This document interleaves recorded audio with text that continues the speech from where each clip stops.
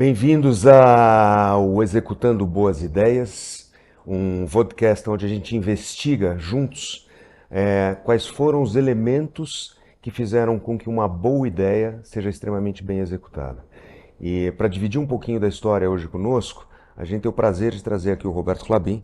Roberto, além de ser meu amigo há muitos anos, é uma pessoa que eu tenho o maior respeito e admiração. E o Roberto construiu uma carreira dentro dessa área de sustentabilidade, biodiversidade, muito extensa, tendo tido diversas iniciativas ao longo da vida, como a SOS Mata Atlântica e mais recentemente a Pousada Caimã. Mais recentemente não, já é um projeto bastante antigo e nós vamos explorar um pouquinho o que está por trás do sucesso que ele vem obtendo em todas essas iniciativas.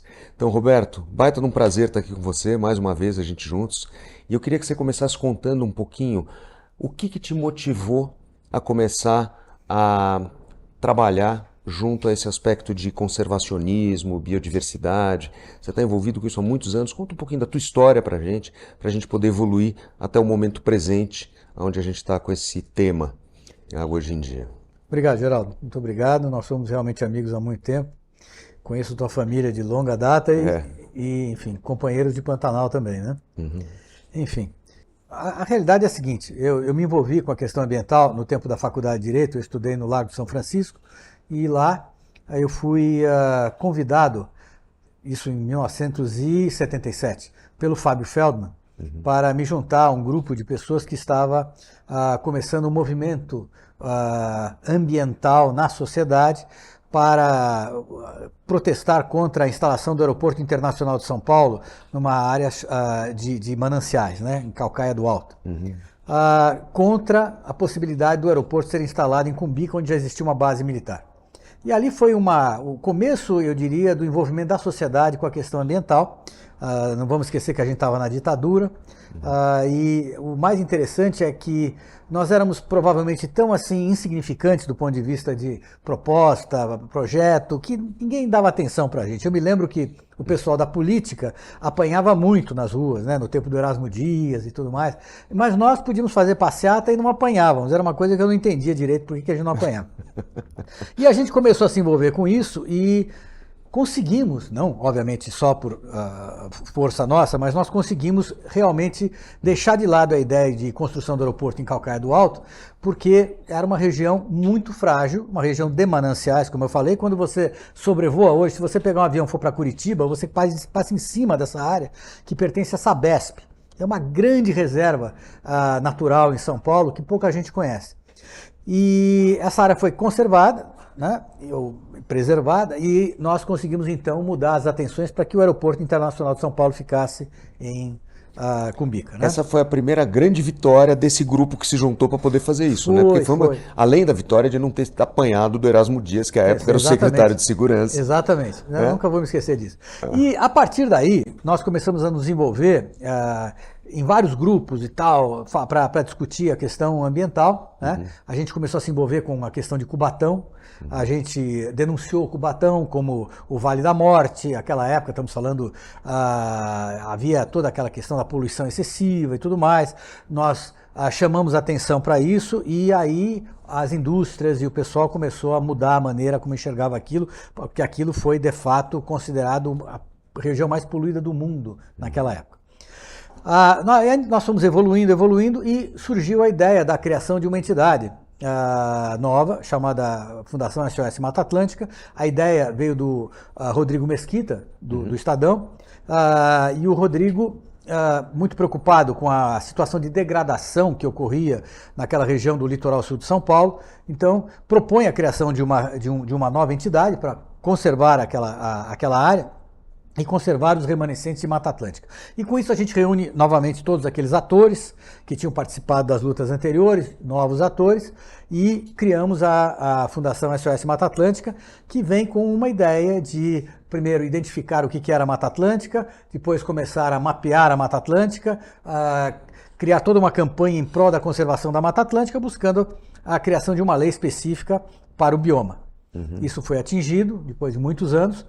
E é o único bioma no Brasil, apesar de que a Constituição diz que todos devem ter uma lei específica, o único bioma que no Brasil tem uma lei específica, mais restritiva do que o Código Florestal, é a Mata Atlântica. Agora, é interessante, Roberto, porque desde o princípio da criação da Fundação SOS Mata Atlântica, vocês, esse grupo, sempre teve uma preocupação muito grande com a sustentabilidade da iniciativa, do ponto de vista econômico, né? Então eu me lembro, lá atrás, teve algum momento que eu até participei do conselho da SOS, né? Isso mesmo. Em algum momento no tempo, que eu não me recordo quando foi, mas eu me lembro que tinha uma preocupação muito grande com esse aspecto. Como é que a gente pode perenizar essa iniciativa, tendo sempre em vista uma coisa que todo mundo fala, mas poucas pessoas aplicam na prática, que é como é que você levanta a grana para poder manter essa iniciativa em pé e que ela tenha essa consistência ao longo do tempo, porque nenhum desses projetos são projetos de curto prazo, né?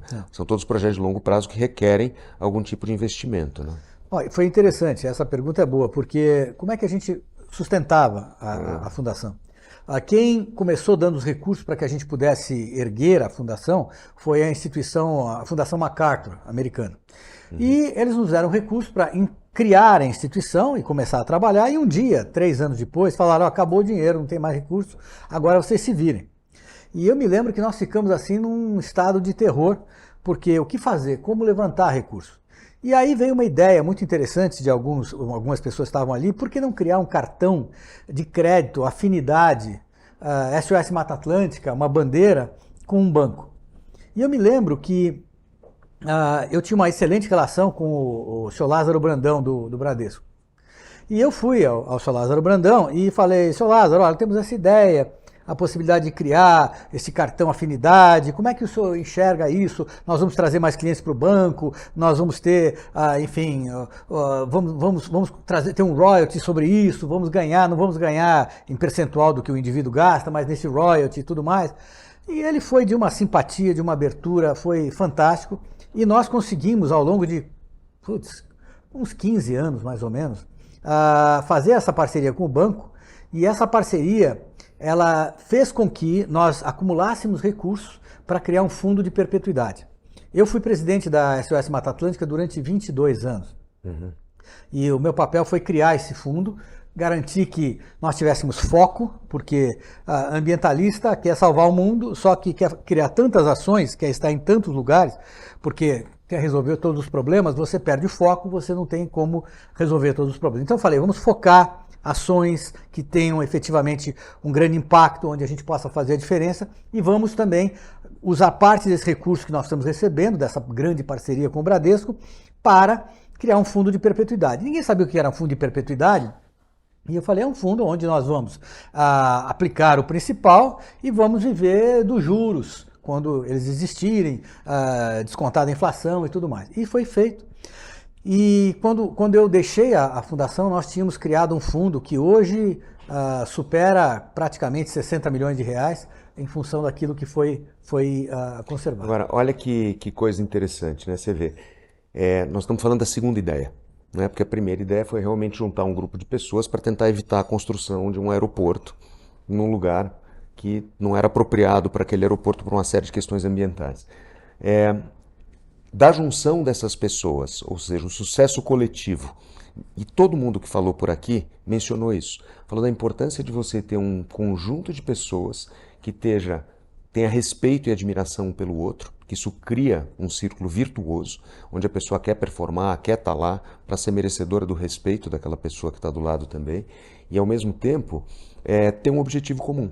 Então, a partir do momento que vocês conseguiram criar esse grupo veio crescendo, ganhando importância, à medida que a história veio andando, até que vocês tiveram a iniciativa e a ideia de buscar e criar esse fundo de perpetuidade e foram executar, foram atrás do Bradesco para poder ser o parceiro que estaria fazendo a bandeira do cartão, enfim, com a SOS Mata Atlântica, e hoje você vê, é uma fundação que tem esse padrão de fundo de perpetuidade que subsiste desde aquela época, quer dizer, a ideia de quantos anos atrás? 15, 20 anos atrás, talvez? Mais ou menos. O Bradesco terminou essa parceria conosco por volta de 2012, 2013. E até então, nós fomos acumulando esses recursos, sempre investindo onde a gente tinha, como eu falei, mais impacto, mas acumulando recursos não simplesmente atuando de forma pulverizada, e este acúmulo gerou esse recurso que hoje gerou esse valor que eu falei para você. Então, a instituição, hoje eu não sou mais presidente, faço parte do conselho, a instituição ela tem toda uma equipe que administra esse fundo, que aplica esse recurso e que a gente procura não viver desse fundo. Esse fundo é aquele fundo para os dias de inverno que eventualmente um dia virão, e é muito importante, porque o objetivo é o seguinte: se amanhã terminarem todas as parcerias que nós temos, se amanhã nós não tiver mais recurso algum, nós temos condição de transformar a SOS de um tamanho adequado ao fundo e viver para sempre chamando atenção e conservando a Mata Atlântica. Esse é o nosso objetivo. Eu acho que essa visão de longo prazo também para uma coisa como uma fundação trabalhando no terceiro setor é uma coisa que faz da fundação um case de sucesso. Ela é um case. Né? Que de verdade partiu de uma ideia e foi muito bem executado. Hoje você, agora, ao longo desse período, a partir do momento que você foi esses 20 e poucos anos presidente da fundação, você começou a empreender em outras iniciativas também dentro dessa área de biodiversidade, conservacionismo. Não, né? uma das coisas que eu já tinha a Caimã no Pantanal, que é uma história que eu conto depois, mas é interessante contar que a partir do exemplo da SOS Mata Atlântica, que passa a ter uma ferramenta muito importante, junto com o Instituto Nacional de Pesquisas Espaciais, o INPE, de mapear os remanescentes da floresta atlântica que ainda existem, né? Nós pensamos, por que não fazer o mesmo no Pantanal? E nós criamos uma instituição, outras pessoas, chamada SOS Pantanal, com o mesmo objetivo. E hoje a SOS Pantanal, cujo presidente é o Alexandre Bossi, está indo extremamente bem, numa linha muito dinâmica, dado que o Pantanal enfrenta problemas hoje em dia gravíssimos, como incêndios e tudo mais. Mas o importante é dizer que a ideia da SOS Mata Atlântica, ela se multiplicou em várias pequenas iniciativas, onde a gente vê o pessoal muito mais organizado, muito mais focado, e com um trabalho de advocacy muito grande. Principalmente porque a gente enfrenta hoje em dia um congresso muito conservador, né? Onde essas ideias em geral são vistas como ideias subversivas, como ideias de esquerda. Quais ideias? Ideias ambientais. Ideias ambientais. Então, mesmo com a COP agora se avizinhando. O problema é o seguinte: a questão de conservação do meio ambiente, ela sempre foi menosprezada pela direita e pela esquerda, sempre. Para a direita, ela era uma ação de comunistas. Né? Esquerdista comunista. Isso. E para a direita e para a esquerda nós éramos burgueses desocupados. Né? Então, não havia qualquer preocupação com essa questão. Era uma questão em que essas duas linhas elas se aproveitavam do tema, se ele fizesse sentido para elas naquele momento. É uma questão política e uma questão também social. Não havia uma preocupação em absoluto com a conservação do país, no que tange a criação de reservas ambientais importantes, né? Porque essa é uma das grandes vantagens que o Brasil tem em comparação com outros países. Nós temos hoje em dia mais de, 60% do país ainda tem florestas, em vários estágios de conservação, obviamente. Mas é esta conservação que dá essa capacidade de resiliência do país às mudanças climáticas. Né? Então, o pessoal do agro reclamava muito da manutenção de reservas legais nas propriedades, né, além das áreas de preservação permanente, mas foram graças a essas reservas legais e tudo mais, coisas do Código passado de 1965, que hoje você tem propriedades, apesar da dívida ainda que existe de reconstituição de muitas dessas áreas, o Brasil tem uma vantagem para estar mais preparado para enfrentar as mudanças climáticas. Então, apesar de tudo isso e dessas reclamações e dessa falta de capacidade de entender as nossas vantagens, nós continuamos desta forma, trabalhando no Congresso, trabalhando junto à mídia, no sentido de mostrar a importância que a população deve dar a essa grande vantagem que o Brasil tem. E também eu vejo, acho que tem uma coisa interessante que você falou, que essa iniciativa do SOS, em função da governança, de tudo isso que vocês aplicaram no início dela e hoje, ser esse case de sucesso, acabou criando um monte de filhos. Né? Então é uma ideia que se proliferou, né? E ela, hoje em dia, você pode ter diversas iniciativas de terceiro setor, enfim, fundações, entidades e tal, que tentam seguir esse modelo. Uma delas é o SOS Pantanal. Você estava falando que está na mesma linha do SOS. Então, acho que esta iniciativa muito bem sucedida, que foi uma iniciativa transformadora naquele momento no tempo, se provou tão bem sucedida que quem é sério e está querendo tem nessa iniciativa um exemplo a ser seguido para poder perenizar a iniciativa. Agora fala um pouco do SOS Pantanal para a gente, porque para aqueles de vocês que não sabem, o Roberto é pantaneiro, tem uma propriedade no Pantanal que ele transformou num centro de biodiversidade sustentável. Porque desde o começo a gente está falando que esse aspecto da sustentabilidade financeira das iniciativas em relação ao conservacionismo são muito importantes, para não virar um voo de galinha e você ter aquela iniciativa e tentar sair e fazer tudo ao mesmo tempo, acaba não fazendo nada e a coisa não é perenizada. Né? Bom, primeiro a minha relação com o Pantanal, né? Minha relação com o Pantanal tem a ver com uma fazenda que minha família comprou na década de 50 e aonde eu comecei a ir quando eu tinha 10 anos de idade e eu me apaixonei pelo lugar. O Pantanal, você sabe muito bem, o Pantanal é um lugar de extremos, né? E a beleza do Pantanal, os odores do Pantanal, os animais do Pantanal, os ruídos do Pantanal, todo aquele negócio ali para um cara de 10 anos de idade. Eu preciso fazer um parênteses no que você está falando, porque eu acho que as pessoas que estão nos assistindo, elas não sabem. Eu, com 3 meses de idade, fui para uma fazenda da minha família no Pantanal e eu cresci praticamente no Pantanal. Então tudo isso que você fala me emociona. Claro. Quando eu ouço a respeito dos odores, dos cheiros, dos barulhos, entendeu? Dos barulhos de noite, de manhã, isso. Sabe? Enfim, é uma memória afetiva muito forte que eu tenho com esse aspecto quando você fala em Pantanal, entendeu? Por exemplo, quando eu vou para o Pantanal, eu fico impressionadíssimo com os sons. Né? No entardecer, aqueles sons de papagaios, aqueles sons de pássaros, todos naquele rush hour, cada um indo lá para o seu galho, para o seu ninho, seja o que for. E é uma coisa que você percebe mais quando você está, por exemplo, no telefone com alguém que está lá. Exatamente. Aí fica quase ensurdecedor, você quase não ouve a pessoa. Isso mesmo. Né? E você pode identificar as espécies que estão por trás. Né? É um negócio fantástico. Então, aquilo lá me deixou assim completamente... realmente apaixonado, a liberdade que você tinha de andar, seus pais não davam, os meus, não davam nenhuma, assim, não havia preocupação, enquanto na cidade, toma cuidado, lá no Pantanal você fazia o que você queria, saía a cavalo, passava 10 horas a cavalo, pescando, fazendo, acontecendo, tudo podia. Bom, aquilo lá então gerou em mim uma questão de memória afetiva muito grande. E aí o que acontece é que, anos depois, essa fazenda grande que pertencia à minha família foi dividida entre os familiares e eu estava por trás dessa divisão, forçando essa divisão, porque era uma fazenda muito grande e que, com tantos familiares, era muito difícil de administrá-la. Então, eu realmente forcei essa divisão e aí houve um sorteio e eu caí, sem querer, graças a Deus, com a melhor parte da fazenda. E aí eu pensei, bom, eu tenho um projeto aqui de desenvolver nesse local uma maneira diferente de enxergar o desenvolvimento do Pantanal. Em que momento, só para a gente localizar, em que momento no tempo foi isso? Você já estava envolvido com a SOS Mata Atlântica, não está? Isso foi, sim. Isso foi em 1983. Em 83 a divisão da fazenda, a SOS Mata Atlântica começa em 86. Tá. Né?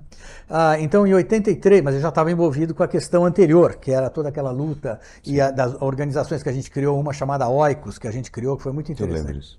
Você lembra disso, né? Pois bem, então essa divisão faz com que eu estivesse preparado para, não importasse o pedaço da fazenda que eu pegasse, eu já tinha um plano para tudo.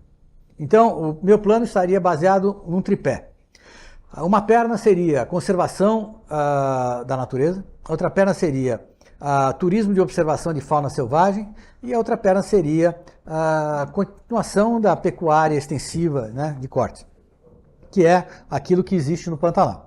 Então, que tanto ajudou a conservar durante tanto tempo. Exatamente. Então eu imediatamente, quando recebi aquela área, eu pensei, bom, ok, então vamos lá.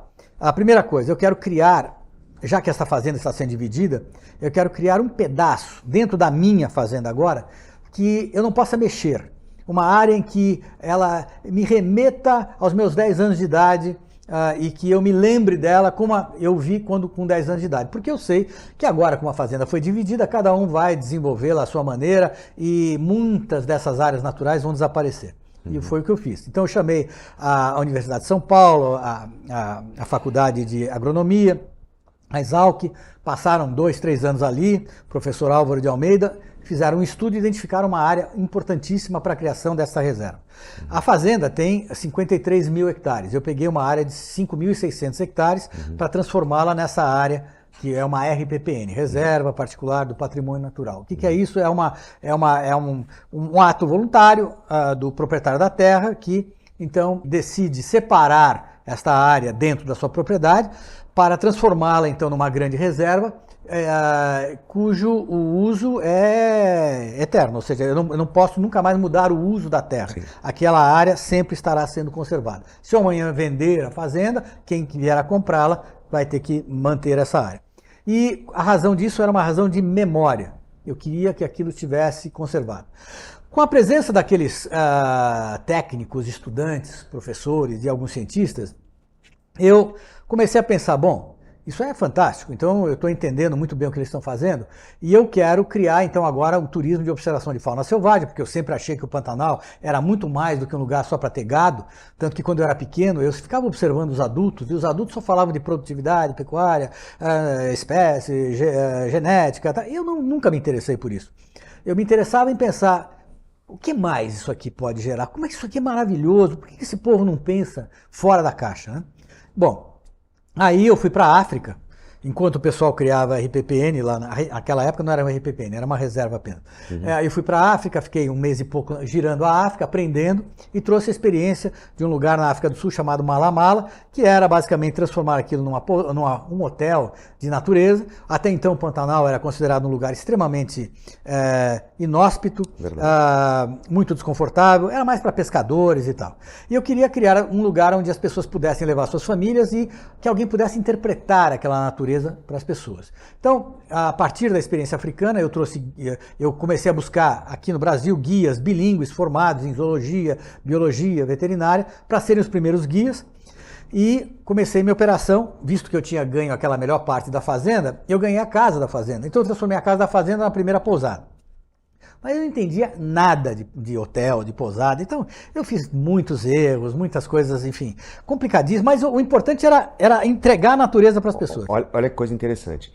Todo mundo que esteve por aqui falou nas dificuldades e nos erros que foram acontecendo ao longo do caminho e na capacidade de improvisação, desde que você tivesse uma visão ou uma ideia muito clara do que você queria fazer ao longo do tempo. Isso. Entendeu? Ou pelo menos para onde você estava indo. Você sabia exatamente para onde você estava indo e, à medida que você foi tendo as dificuldades pelo caminho, todo esse capital de conhecimento, experiência, relacionamentos que você veio tendo e de gente que estava ao teu redor veio ajudando a poder concretizar um pouquinho mais dessa visão, né?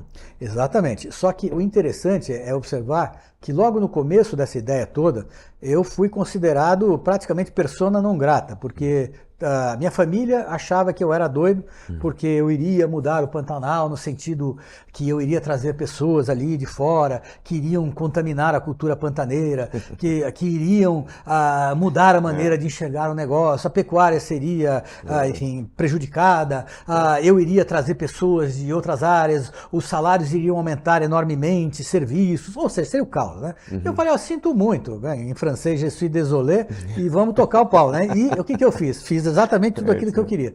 E comecei a perceber que agora era a hora de convidar cientistas e projetos para dentro da Caimã. Porque aqueles projetos que tinham êxito fora poderiam trazer para mim, vamos dizer assim, mais credibilidade. Então eu comecei, e o primeiro projeto que eu convidei para se instalar dentro da Caimã foi o projeto da Arara Azul, da Neiva Guedes, que é um projeto espetacular, e ela instalou lá o projeto dentro da Caimã, e eu fui assim trabalhando a busca de novos projetos, que culminou com o Mário Haberfeld com o projeto do On Safari. Do On Safari. Esse projeto, ele muda a Caimã. Fala um pouquinho desse projeto, porque esse projeto é um projeto realmente transformacional, né? Então, acho que... Esse é um projeto incrível, porque eu me lembro, quando eu era menino, com uns 10 anos de idade, a sede daquela fazenda, ela tinha vários... A sede da sua fazenda. Da fazenda antiga, né? Sim. Ela tinha várias prateleiras com crânios de onças. Eu nunca vou me esquecer daquilo. Mas vários crânios de onça. E eu olhava aquele negócio assim, o que é isso tal? Porque naquela época, lá atrás, se caçava. Se caçava onça. Caçava onça. E eu achava aquilo um horror. E a partir do final da gestão da minha família, quando eu começo a criar, já não havia mais caça ali, desde os anos 65, por aí. É, mais ou menos. Mas o que acontece? Acontece que a gente não via onça. A gente sabia que elas estavam todas lá, mas você não via. Eu fui ver a minha primeira onça quando eu tinha 35 anos de idade, né?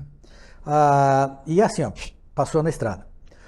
O Mário Haberfeld vem para mim, isso fazem 13 anos, e fala assim: Roberto, eu gostaria de instalar na Caimã um projeto que eu aprendi na África, porque eu não sou biólogo, não sou cientista, não sou nada, eu sou um ex-corredor de Fórmula Indy e tal, e eu gostaria, agora que me aposentei desse negócio, como eu viajei o mundo todo, eu aprendi muito sobre grandes gatos e tal, eu gostaria de tentar ajudar esses grandes gatos no Brasil com um projeto que eu simplesmente estou trazendo da África, que é um projeto de habituação desses felinos aos veículos. Eu falei, mas o que é isso?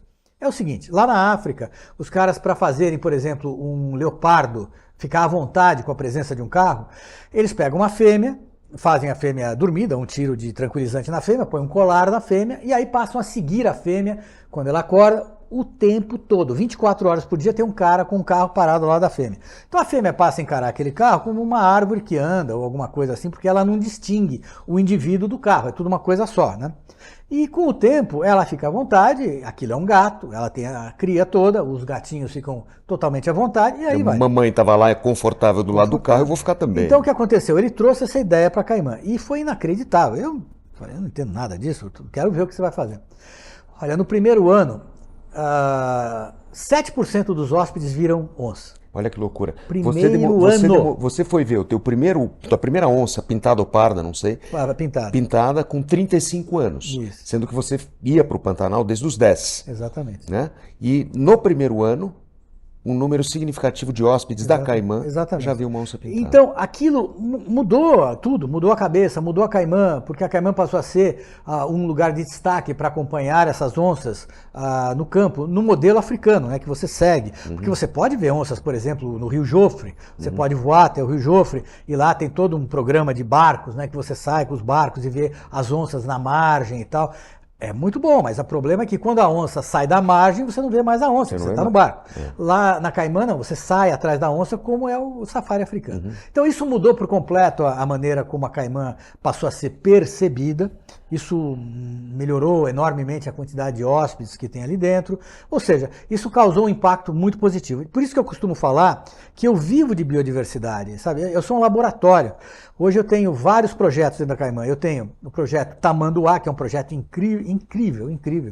Tamanduá Bandeira. Tamanduá Bandeira, da Flávia, que é uma pesquisadora fantástica. Eu tenho o projeto Papagaio Verdadeiro, da Gláucia, eu tenho o projeto da Neiva, eu tenho o projeto Tapirapé, que é o projeto de Antas, que é conduzido pelo OnSafari, e tenho o projeto OnSafari. E agora eu vou ter um projeto sobre macacos também. Por quê? Bugio. Bugio e macaco prego, mas a realidade não foi pelo macaco que eu comecei. Eu queria identificar áreas que eu pudesse criar meio que refúgios contra fogo. Então, conversando com essa técnica, nós começamos a pensar na criação de proteção a capões de mato. Capões são, enfim, áreas de mato, assim, ilhas de mato dentro da planície pantaneira, e aquelas ilhas de mato são onde os animais se abrigam. Então, quando você tem incêndios, lamentavelmente cada vez mais incêndios, esses animais correm para esses capões e o incêndio queima o capão. Então, o que a gente está pensando? Criar capões que a gente possa proteger. Proteger como? Eu tenho construído ao longo dos últimos 6 anos uma enormidade de poços dentro da Caimã. Esses poços, eles têm o objetivo de não somente abastecer o gado, abastecer a fauna selvagem. Eu faço com que a fauna ela tenha bebedouros pequenos, onde o gado não pode entrar, e tem o bebedouro do gado, fora. E eu também faço uma estrutura para abastecimento de carros-pipa em caso de incêndio. Eu faço tudo isso junto das estradas por onde passam os hóspedes, como também por onde passam os veículos que vão combater fogo. Então eu criei uma rede dentro da Caimã de abastecimento de água. Que legal isso. E agora, numa dessas áreas, a gente tem muito abastecimento de água para criar e proteger capões, onde a gente vai pensar em instalar grandes mangueiras que podem, nos momentos de muita seca, começar a jogar água naquele negócio e deixar o lugar mais úmido antes que o fogo chegue. Então isso é o trabalho que a gente está fazendo. Estamos falando de áreas pequenas, óbvio. Mas não importa, o animal vai chegar lá, vai ter um oásis dentro daquele inferno, entendeu? Mas você fala, por exemplo, que você está transformando a Caimã num grande laboratório de biodiversidade, né? E que você vive da biodiversidade. Ou seja, a biodiversidade é uma coisa que bem administrada, bem olhada, ela consegue gerar recursos, né? Mas óbvio. Então.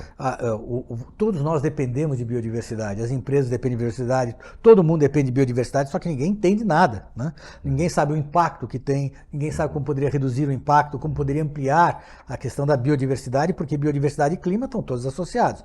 Então, o que acontece? Acontece que nós temos ainda anos-luz atrás desse entendimento e a gente está evoluindo. E agora nós temos a COP, né, que vem, e a gente espera que o Brasil possa efetivamente aproveitar esta COP, lembrando que não é a COP do Brasil, é a COP no Brasil, a COP é da ONU, certo? Mas o Brasil vai ter um papel importantíssimo de tentar destravar aquela questão dos recursos, né? Para que os recursos venham, para a questão de mitigação, para a questão de adaptação climática. E é o que eu falo, o Brasil está à frente de todos, porque hoje o Brasil é um dos maiores emissores de gases de efeito estufa, né? Mas a emissão de gases de efeito estufa do Brasil, ela vem de coisas absurdas. Ela vem de mudança do uso da terra, queimadas, desmatamentos, e vem também da agricultura. É muito fácil você reduzir essa emissão. É muito difícil você reduzir isso em países onde a emissão vem das indústrias, vem de processos todos que haveria um investimento brutal para mudar a maneira e reduzir, né, o uso do carbono. Aqui não. O Brasil é fácil. Mas falta vontade política. Você acredita que essa vontade política agora, com a COP, tem uma chance dela ganhar um pouquinho mais de expressão, né? Não muito. Eu acho que, infelizmente, é o que eu falei para você, os governos enxergam a questão ambiental como uma oportunidade. Ela pode ser uma oportunidade momentânea, ou uma oportunidade que tenha um longo prazo, ou uma maneira de se inserir na agenda mundial e tal. O Lula, que é um homem inteligente, ele percebeu que uma maneira de inserir o Brasil na agenda mundial seria através do meio ambiente, porque o Brasil é o país mais mega diverso do mundo, né? Quer dizer, então nós temos a primeira cadeira num conselho de biodiversidade do mundo. Então, existem muitas ideias, muito boa vontade. Ocorre que é muito difícil você ter toda essa ideia de transformar o Brasil nesse grande exemplo quando você quer aprovar petróleo na margem equatorial. Mas nós temos que explorar. Mas o mundo diz o seguinte: nós temos que parar de furar poço, temos que guardar as nossas reservas aí de petróleo sem ser exploradas, porque daqui para frente a coisa vai ficar cada vez pior. E no Brasil tem condições de buscar outras formas de energia renovável, que basta investimento, basta governança, basta, enfim, política e vontade política. Então, quando o Brasil fala que quer ser o campeão da COP, quer mostrar exemplos e tal, e ao mesmo tempo você quer explorar aquela área de petróleo numa área muito delicada, na região lá da Amazônia, fica um contrassenso, né? Ao mesmo tempo o Brasil também quer abrir a estrada, acho que é a BR-319, entre Manaus e Porto Velho. Qualquer abertura de estrada é a destruição total da floresta, a gente sabe muito bem o que acontece. Então é um discurso para um lado, um discurso para o outro. Falta nesse país aqui, de fato, um propósito maior, né? De entender que vamos tirar todo o proveito disto que a natureza nos entregou e vamos transformar o Brasil nesse grande exemplo. E eu acho que falta mais uma coisa também, falta mais Robertos, como esse aqui, que tem essa capacidade de realização e de estar fazendo tudo isso que ele veio realizando ao longo dessa jornada toda em prol não só da biodiversidade, mas do Brasil também. Então, Roberto, queria muito te agradecer a tua visita aqui conosco, dizer que para mim foi uma aula essa conversa, né? E espero que a gente possa estar acompanhando por muitos e muitos anos essa jornada e que você venha cada vez mais com esse espírito realizador que você tem tido ao longo das últimas décadas todas. Obrigado pela tua participação. Muito obrigado, grande prazer. Tá?